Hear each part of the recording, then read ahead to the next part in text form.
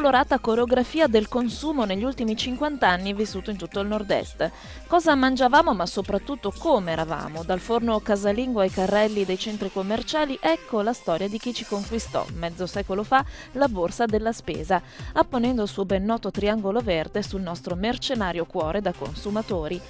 Il tempo delle idee è il titolo della mostra documentario che una grande azienda di distribuzione ha scelto per festeggiare l'invidiato traguardo dei 50 anni, ma per chi l'ha visitata è stato un modo per ricordare, attraverso testi, foto, jingles e spot video d'epoca, la rivoluzione dei supermercati in terra veneta.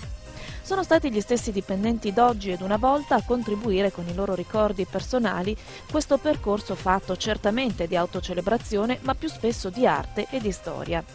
Una storia che a Padova, dove la mostra è stata allestita presso il centro San Gaetano, si è intessuta assieme alla città, elevandosi ben presto oltre la borsa della spesa e mescolandosi, per esempio, con la squadra locale, permettendole di andare in Serie A, ma anche con eventi benefici e con lo stesso tessuto cittadino, reinventandosi ad ogni pagina sfogliata nel grande libro del tempo.